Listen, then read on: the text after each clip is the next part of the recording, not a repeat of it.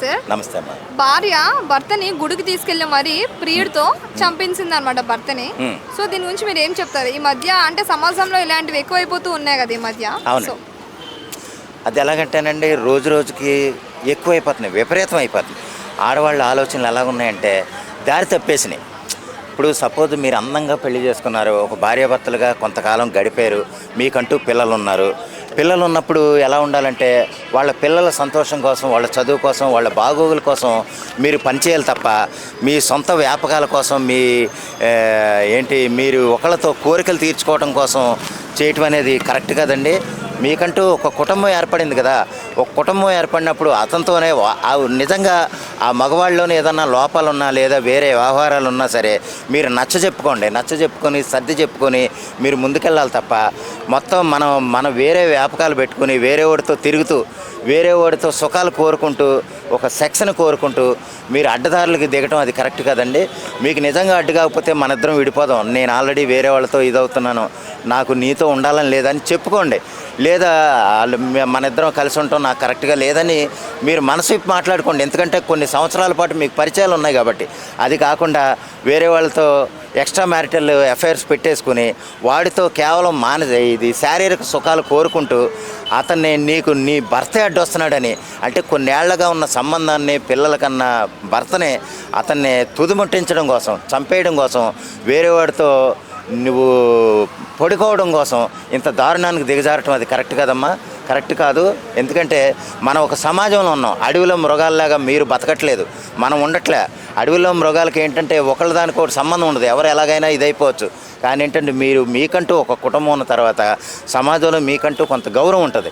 ఆ గౌరవాన్ని కాపాడుకునే విధంగా మీరు మంచి చేస్తే తప్ప మీరు కేవలం శారీరక సుఖాల కోసం మీ భర్తనే చంపేసి వాడితో తిరిగినంత మాత్రాన నిన్ను పతివ్రత ఏమనరో లేకపోతే నిన్ను గొప్ప ఉద్యమకారినిగా నిన్నేం గుర్తించేరు, నిన్ను ఎందుకో పనిచేయని ఒక వ్యభిచారిలా చూస్తారు.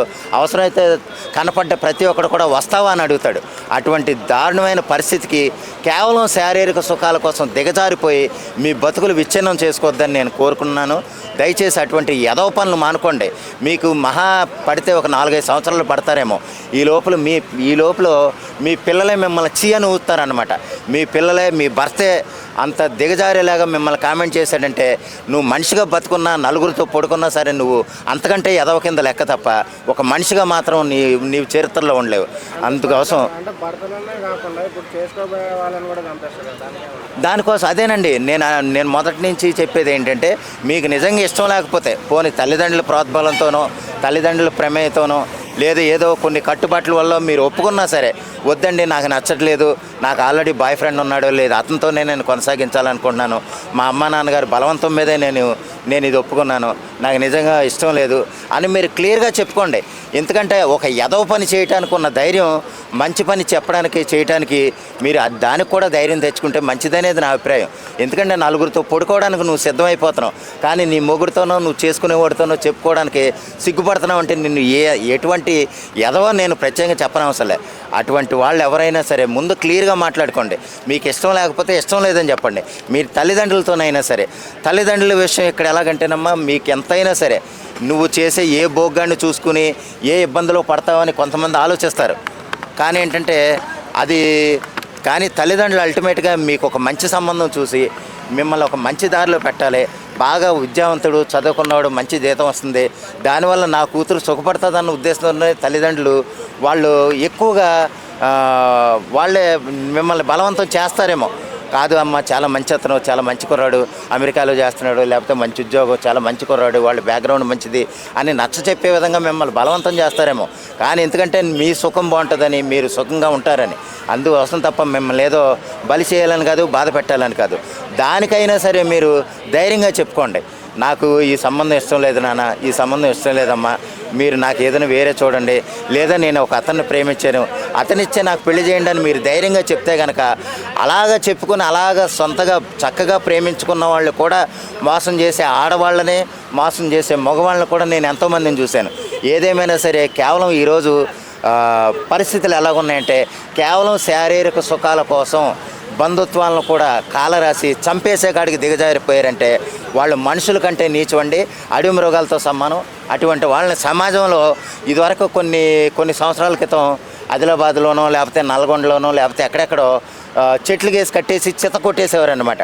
అటువంటి శిక్షలు మళ్ళీ అమలు చేస్తే కనుక కనీసం చట్టాలు కాకపోయినా చుట్టూ ఉన్న సమాజాల కన్నా భయపడి వాళ్ళు కొంచెం జాగ్రత్తగా ఉంటారనేది నా అభిప్రాయం.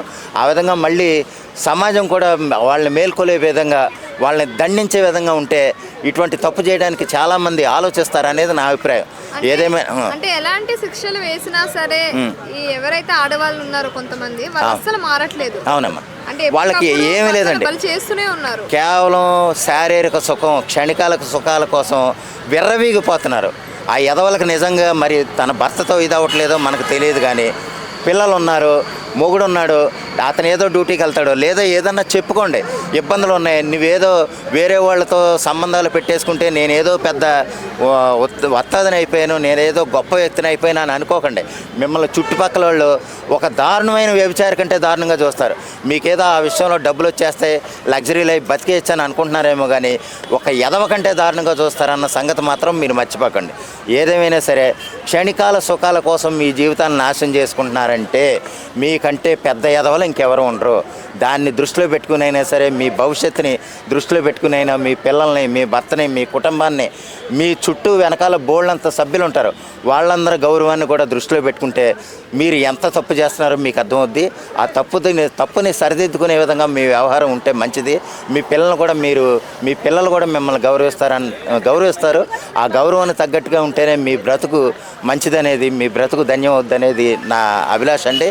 ఆ విధంగా క్షణికాల సుఖాల కోసం మీ జీవితాలను మాత్రం నాశనం చేసుకోకండి. అంటే ఎలాంటి శిక్షలు వేస్తే ఎలాంటి వాళ్ళు మారుతారు? ఎలాంటి శిక్షలు అంటే అసలు శిక్షలు ఏమీ లేకపోవటం వల్లే ఈ విధంగా చెలరేగిపోతున్నారండి. ఈ చట్టంలో ఉన్న ఎదవలసుకులు అన్నమాట. చట్టంలో ఉన్న ఎదవలసుకులు ఏం చేస్తున్నాయంటే ఎవరేం చేయకూడదు, పోలీస్ స్టేషన్లోకి తీసుకెళ్ళటం, వాళ్ళ దగ్గర కూడా డబ్బులు నొక్కేయటం, అవతలోటి దగ్గర డబ్బులు నొక్కేయటం, వదిలేయటం. వీళ్ళు ఏదో చేస్తారు కదా అని బయటకు వచ్చేస్తారు కదా, బయటకు వచ్చిన తర్వాత వాళ్ళ ఫోన్లు ఉండవా, లేకపోతే వాళ్ళ ఇల్లు తెలియదు వీళ్ళకి. ఆడు ఫోన్ చేస్తే టక్మని వెళ్ళిపోతాం, ఆడ ర్యాపిడో బుక్ చేస్తాడో లేకపోతే ఆడే వచ్చేసి తీసుకెళ్ళిపోతాడు. ఈ మాత్రం ఎదవదానికి చట్టాలు ఎందుకంటే మనకి ఇదివరకు ఎలాగైతే కొన్ని జిల్లాల్లో కొన్ని చోట్ల చెట్లు కట్టేసి బండ గుద్ది లేకపోతే కర్రలతో చితక్కొట్టేసేవారో ఆ విధంగా చితక్కొట్టేస్తేనే ఇటువంటి ఎదవలకు బుద్ధి వస్తుంది. సమాజం మేల్కొనే విధంగానే వీళ్ళు సమాజం ఎలా ఉండాలంటే వాళ్ళు బుద్ధి చెప్పే విధంగా ఉంటేనే వీళ్ళకి బుద్ధి వస్తుంది అనేది నా అభిప్రాయం అండి. ఏదేమైనా సరే చట్టాల్లో మార్పులు రాకపోతే ఇటువంటి నష్టాలని వాళ్ళే పెంచి పోషిస్తున్నట్లేక పోలీసు వ్యవస్థలో న్యాయ వ్యవస్థ చట్టాలే ఇటువంటి ఉన్మాదాలకి ఇటువంటి దారులకి దారుణం అయిపోతున్నాయి. అందువల్ల ఏంటంటే ముందు చట్టాల్లో మార్పు రావాలి. అటువంటిది ఎవరైనా కంప్లైంట్ చేస్తే జైలు వేసి తొక్కి నారదీసేలాగా ఉంటేనే వీళ్ళు మారతారనేది, ఆ దెబ్బల కన్నా భయపడి మారాలి, లేకపోతే వీళ్ళు మారరండి. ఏమైనా సరే సమాజం మంచి కట్టుబాట్లతో ఉండాలి, చట్టాలు కూడా కట్టుబాట్లతో ఉంటేనే ఇటువంటి తప్పులు కొన్నైనా తగ్గుతాయి. ఆ చట్టాలకి భయపడి లేదా వాళ్ళ దెబ్బలకు భయపడైనా సరే కొంతమంది అయినా మారితే కనుక వాళ్ళని చూసి మరికొంతమంది బుద్ధి తెచ్చుకుంటారని నేను నమ్ముతున్నాను. ఏమైనా సరే చాలా జాగ్రత్తగా ఉండటం మంచిది. మీ కుటుంబం మీకు ముఖ్యం, మీ పిల్లలు మీకు ముఖ్యం, మీ గౌరవం మీకు ముఖ్యం, అది మర్చిపోకండి. థ్యాంక్ యూ అండి.